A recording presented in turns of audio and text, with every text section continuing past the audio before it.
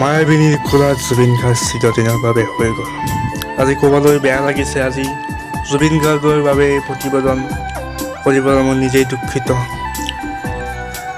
কেতিয়াও ভবা নাছিলোঁ যে জুবিন গাৰ্গৰ নিচিনা শিল্পী এজনক আমি হেৰাম বুলি কেতিয়াও ভবা নাছিলোঁ। কিন্তু নিয়তিৰ নিষ্ঠুৰ নিয়মত আমি হাৰ মানিব লাগিব। যিটো সত্য আমি তাক স্বীকাৰ কৰিব লাগিব। কিন্তু আমি এতিয়াও বিশ্বাস কৰিব পৰা নাই। এতিয়াও আমাৰ বিশ্বাস হোৱা নাই যে জুবিন গাৰ্গ আমাৰ মাজত নাই।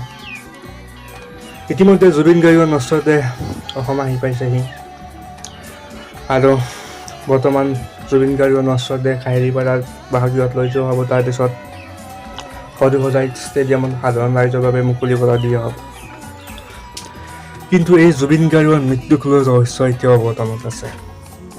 আচলতে জুবিন গাৰ্গ কিয় ছিংগাপুৰলৈ গৈছিল, তাত আচলতে হৈছিল কি? জুবিন গাৰ্গক মেনেজমেণ্টে ভালকৈ জুবিন গাৰ্গক নিয়ন্ত্ৰণ কৰিব পৰা নাছিল নেকি? জুবিন গাৰ্গৰ লগত কিয় পত্নী যোৱা নাছিল? এইবোৰ কুৱেশ্যন আজি আমাক সুধিছে।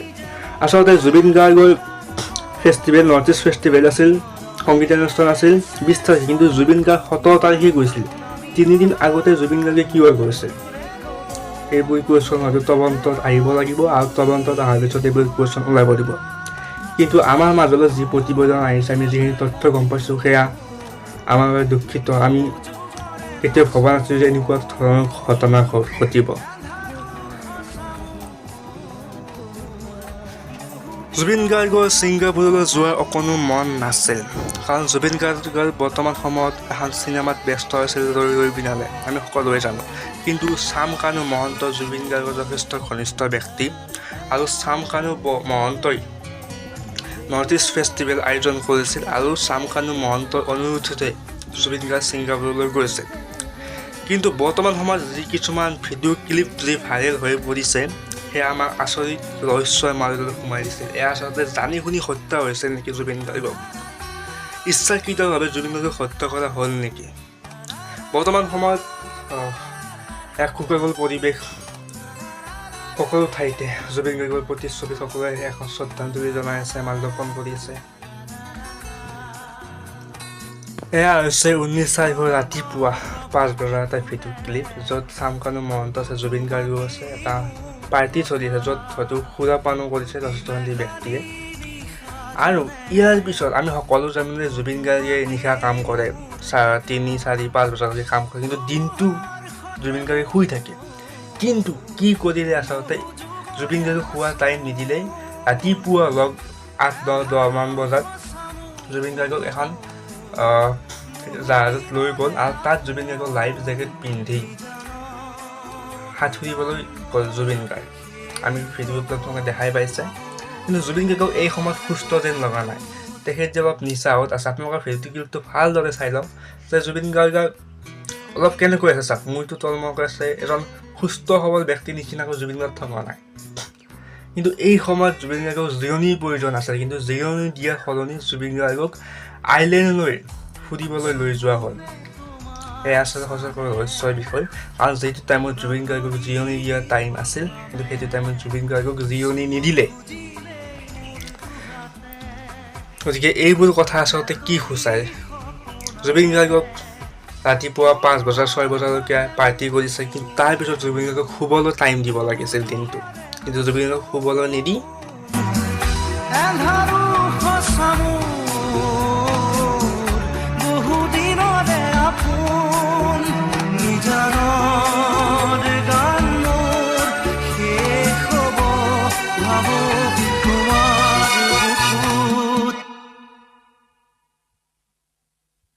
মায়াবিনী ৰাতিৰ বুকু দেখা পালো তোমাৰ ছবি, ধৰা দিলা গোপনে আহি হিয়াৰ কোন।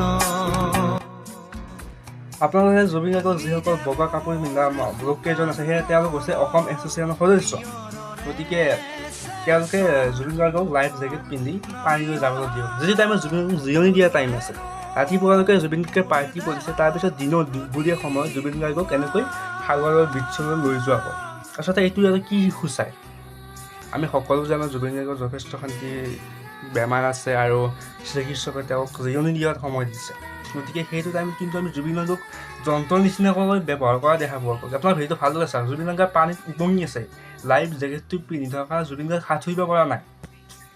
অলপ জুবিন গাৰ্গ আপোনালোকৰ অলপ অসুস্থ যেন লগা হৈছে এইখিনি টাইমত। আপোনালোক চাওকচোন, ভিডিঅ'টো ভালদৰে চাই ল'ব, কাৰণ জুবিন গাৰ্গ সুস্থ ব্যক্তি যেন লগা আপোনালোকক। কাষৰ মানুহকেইজন আপোনালোক চাওক, ধুনীয়াকৈচোন জুবিন গাৰ্গ অলপ যেন নিচাত থকা, তাক যদি সুস্থত নাই ব্যক্তি হিচাপে নাই, সেইটো আপোনাক চাই লওকচোন। কিন্তু জুবিন গাৰ্গে লাইফ জেকেটটোৰ কাৰণে উঠিব পৰা নাই, গোটেইখন নামি গ'ল। গতিকে গাইজ, সঁচাকৈ এক ৰহস্যৰ বিষয়, ভালকৈ তদন্ত হ'ব লাগিব। আৰু ইতিমধ্যে চামকানু মহন্ত, সিদ্ধাৰ্থ শৰ্মাৰ বিৰুদ্ধে বহুতো ঠাইত এজাহাৰ ৰুজু হৈছে, আৰু অসমৰ মুখ্যমন্ত্ৰীয়ে এই সম্বন্ধত এটা ভাল ব্যৱস্থা গ্ৰহণ কৰিব। হ'ব, যিহেতু FIR হৈছে, আমি তদন্তৰ আওতাত শ্যামকানু মহন্তও আহিব, সিদ্ধাৰ্থ গোস্বামীও আহিব, সিদ্ধাৰ্থ শৰ্মাও আহিব, আৰু ছিংগাপুৰৰ যিসকল লোক শেষ সময়ত জুবিন গাৰ্গৰ লগত আছিলে তেওঁলোকো তদন্তৰ আওতাত আহিব। বা ইয়াত এটা কথা ওলাইছে যে আগদিনাখন কোনোবাই জুবিন গাৰ্গক কোনোবা জাগা এটাত, পাৰ্টি এটাত লৈ গৈছিল বুলি মই তেনেকুৱাও দুই এটাত ছ'চিয়েল মিডিয়া দেখিছোঁ, সঁচা মিছা নাজানো, সেইবিলাকো আমি চাম। কিন্তু ছিংগাপুৰ কৰ্তৃপক্ষও ইতিমধ্যে ইনভেষ্টিগেশ্যন আৰম্ভ কৰিছে।